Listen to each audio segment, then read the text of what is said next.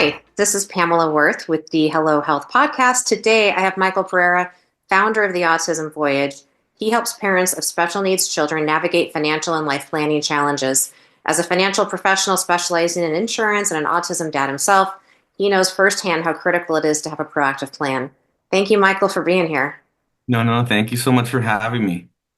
So tell us, how did you end up starting Autism Voyage? Tell us a little bit about your story and what advice you have for people that are going through this and thinking about this. Yeah, so everything started, obviously my son, he was diagnosed 3 years and a half ago. But everything started, I came from corporate America, traveled a lot for a long time and was never home. However, based on that lifestyle, met my wife, we decided to try to see if we can do the American dream, get married, buy a house, have children, and that's where Christian Omar came along, our firstborn. After a year, I would say, we started seeing, after a year he was born, we started seeing some symptoms that we knew that needed to be addressed, but with between denial, listening to, I would say, close family members. We just at the same time procrastinated. I would say not too much, but we did, and we started to leave everything more on. Okay, let's see if time passes by, and a lot of the things we were seeing just going to fade, and it wasn't the case. But long story short, COVID came by. I was able to stay home, no travel. I would say that's where I really, really met my wife per se, because I was always traveling before. So now being 100% home, well, it gives you a different, everything from a different lens. So I was able to stay home. A lot of the symptoms we identified reduced. Don't know why. Don't know if it because all the attention was to Christian, or maybe I'm a little bit stricter than my wife. COVID released. After released, I started looking for other employers to see if I can do the same but travel less, because as COVID released, I need to start traveling again. Started to do that, but I think the travel, me not being here, Christian had a lot of topics around transitions. So a lot of symptoms returned back full force. And some of those symptoms were hitting his head against the wall or tiptoeing, aligning. He was nonverbal at that point, so he was taking speech. In the speech therapy sessions, half of it was a tantrum or a meltdown. The other half was we weren't taking advantage, and it came to a point that we needed to seek help, and we obviously got him diagnosed. We knew we had that gut feeling that was what we needed, and around that time, I started asking myself very, very hard questions, like, okay, now that we're here, now we know what we knew. What if I pass away? What if my wife passes away or something happens to her? She had a really hard time in the pregnancy. So I started thinking about that because I knew how difficult, not difficult, how much effort it was taking us because of the hyperness or all the behaviors. I say, okay, my mom is not going to be able to, she's older. She, even though she loves him, but physically, I'm talking about. And I started asking myself questions. So I said, okay, the best thing I can do is talk to somebody around planning. So, started looking for my own financial advisor, planner, or insurance agent, whatever you want to call it. And everybody just wanted to sell me something or recruit me. And got extremely frustrated. And I just talked to my wife, parted ways from the employer I was at that moment, and created the Autism Voyage with that goal of being able to be that site, I would say, that I wished for when I started the journey, right? And also it talks about all topics any parent would ask themselves at 2 a.m., 3 a.m. when they're looking, they're scrolling, and everybody's asleep. So that's the main motive. And that's how everything started, basically. So, what sort of advice do you have for people that when they find out that they've got a child with special needs, what kind of things should they kind of be thinking about and noting? And, um, I think there's probably a lot of emotions to Yeah. start, and then how do you kind of put together some analytical thoughts and actions around some of these emotions and kind of next steps? Yeah. I think it's just first, you know, I've said it before in other interviews, like you gotta watch out who you're listening to, right? Because in our case, even though we were in denial, which I think happens to a lot of parents, um, I also believe that we were also had good, very good in family member who were very intentional because they talk about love, but they were giving us advice like, "Oh no, don't worry, you were the same, so this is gonna fade out." And that's dangerous because if you're listening to a family member or somebody you love and you're taking their advice serious, but it's something around a condition or you need to seek professionals, right? Because if you're listening to somebody that again loves you but hasn't gone through this situation or maybe it can procrastinate a early intervention.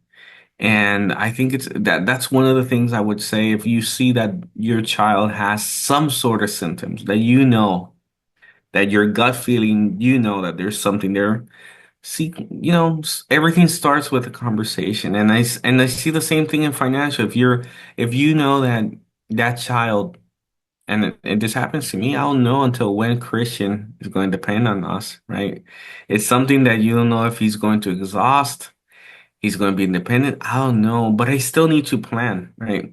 So having that conversation doesn't mean that you have to get everything in order and immediately, but have those conversations so you can see how it suits you and don't wait too long, right? Because the more you wait, the more the consequence, right? Because if it's from a financial perspective, the more you wait, it gets more expensive, right? You may not even qualify for anything you're trying to do. And from I don't know, from a diagnosis standpoint, it's going to get even worse trying to help seek support and trying to help that child that at the end of the day needs it. Well, in our experience, it was really important to get more than two or three opinions too. I mean, it's Yeah, just because you get one opinion from one doesn't 100, necessarily mean they're taking a look at the entire picture. And sometimes 100%. they just take a look at one symptom and not the Correct. entire person and what could potentially also be contributing. Um, Correct. what are some of the most prevalent financial misconceptions you find when you're talking with parents as they're starting to think about this? Yeah. Well, I'm in comprehensive insurance planning and why? Because I believe in it as a father. It's very difficult for families with special needs to be able not only to be always in survival mode, but at the same time have a plan. It's you don't often see that. But the misconceptions is that, for example, if you're an employer, you believe that those employer benefits are enough. Usually they fall short or they don't cross over if you leave your job or trying to leave to your own endeavors. You should have something independent, just yours, right? That you carry it. Another thing, another misconception again is not thinking really not thinking deep dive around your specific scenario. There's no one size fits all. In some cases, for example, I get families that say, "Okay, I already have, for example, my insurance policy," and I say, "Perfect. That's good because they're proactive." But the first question I ask, okay, does that coverage also consider your guardian? Right? Because if that person is assuming responsibility for that child, for example, and they may need to leave their work to become a caregiver, like worst case scenario. Is that policy considering their income? Because some way, somehow they need to, you know, maintain themselves. So misconceptions like that, like not having really deep and hard conversations with themselves, their scenario, their current state and see what's possible based on their income or based on their current state, I would say. And you know, when we started working with a financial advisor, we probably interviewed a lot of different people. I think, finding that fit, that trust, that communication Yeah. style what are some of the things that you recommend for people when they're trying to look for caregivers, advisors, anybody that they really need to bring into their circle? Yeah. It's very important to, when creating that A team, to be able to understand that all of them, like, some way, somehow need to coincide, right? So if you're looking for a financial advisor, that financial advisor should have some sort of experience working with estate planners, right?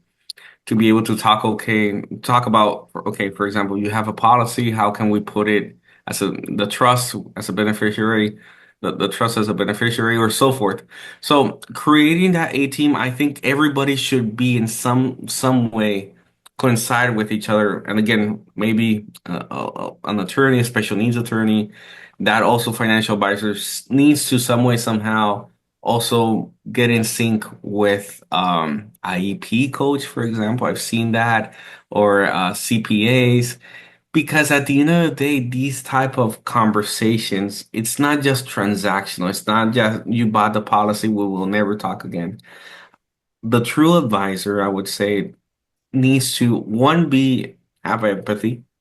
Secondly, I look for always having that affinity, because it's not a lot of people understand when you cannot go out for years to a restaurant because you're a child, everybody looking at you like, what are you doing? So just when creating that A team, just consider that everybody that's going to be involved some way, somehow everybody needs to coincide with the same goal, right? And the needs. Now, do you get involved with post care for children that become adult children? Mhm. It depends on the family. It depends on the family, because right now our main service, the services we do offer again is comprehensive insurance planning. So it's very well inclined towards parents.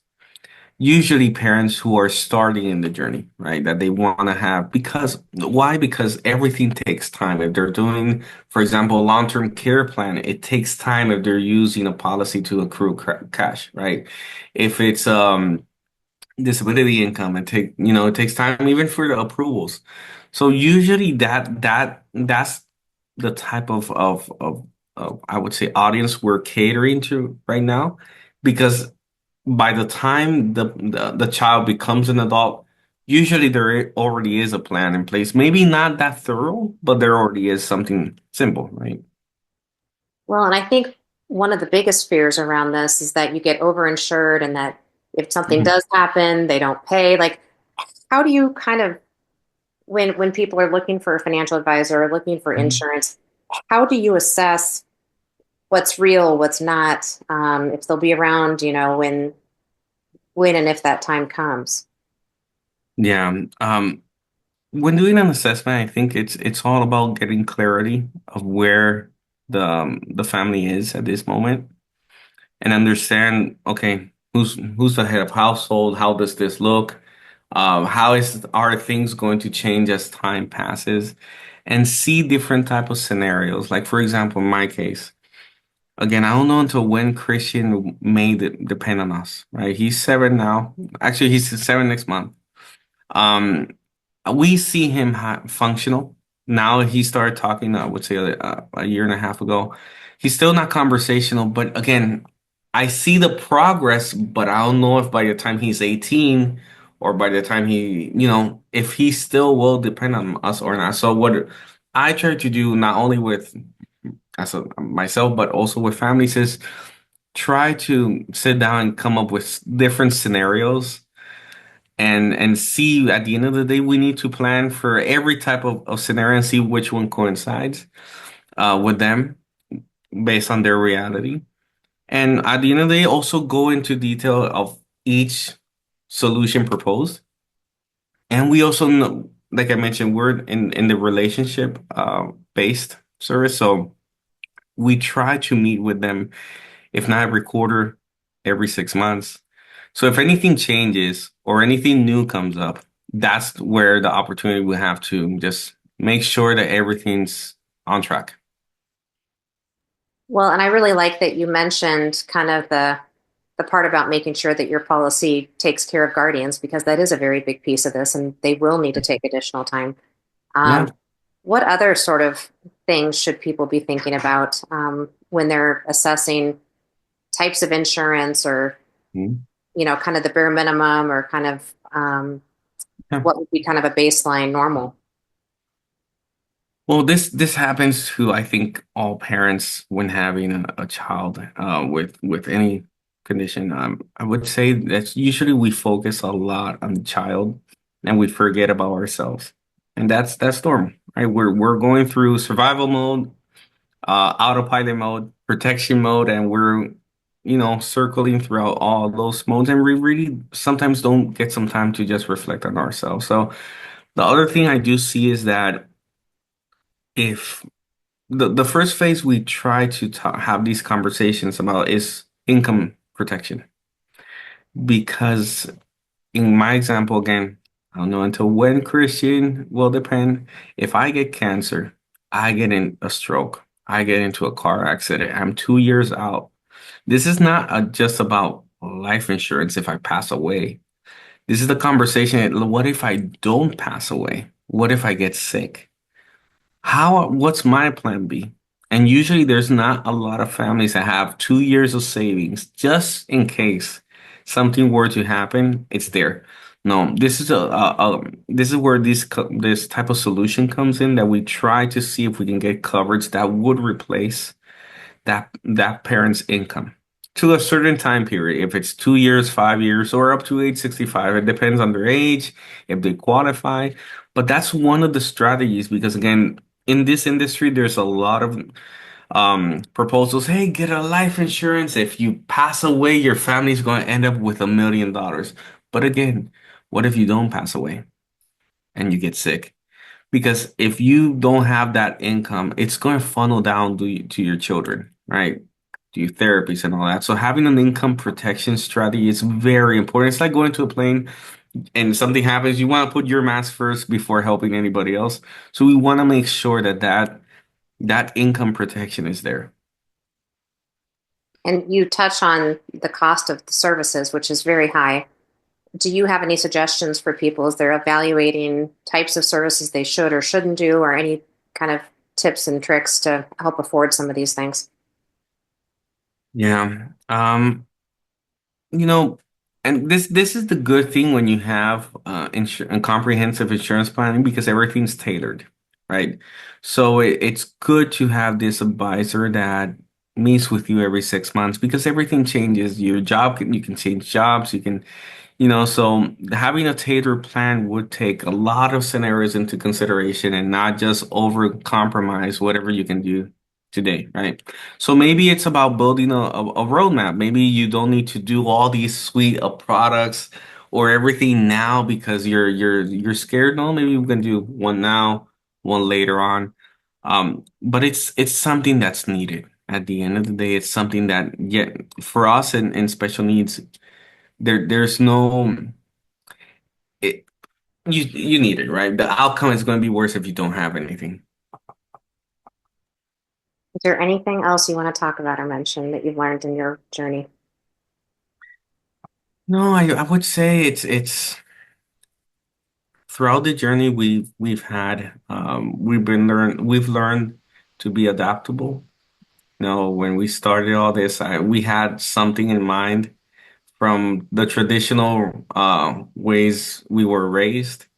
But having a child on the spectrum makes you think differently. You need to be flexible. You need to be adapt to even the way for example, in our case, he sees stuff. Ways we can, I don't know, support his strength. Right now, he's very active, has a lot of energy. So the what we did is we started in soccer. Um, he had, and I would say has, but very minimal, elopement. So every time we would take him to the soccer field, he would elope. So that's a no-no. Then we went through swimming lessons. It was more like a play date. He didn't focus. And until we got into jiu-jitsu. Jiu-jitsu, that's where we've seen the most progress. I don't know if it's because of the four walls he cannot escape or just in general, he sees other children his own age and he tries to imitate them. But for any parent out there, I would suggest we try to do all this to take away the tablets, right? To take away any type of screen time or minimize it as much as possible because we truly believe that activity just betters everybody's life. So that's why we started with that goal. We ended up in jiu-jitsu, and that's what we've seen progress. But I would love to just share that for any parent that believe that their children are having too much screen time and they believe that it's not affecting them now, but it will. Try to do something outdoor, even if it's a family day or each evening going walking as a family together. I think it's important. Thank you, Michael. And if people want to learn more about you, do you want to go ahead and share where to Sure, go? sure, sure. Of course, of course. So it's www.autismvoyage.com. There you're going to see all the blog posts. There's blogs around music therapy, if ABA is only for autism and so forth. And we also have a newsletter that we send out weekly so they can see it there. And if everything resonates, they can subscribe there. Super. Thank you so much, Michael. Of course. Thank you.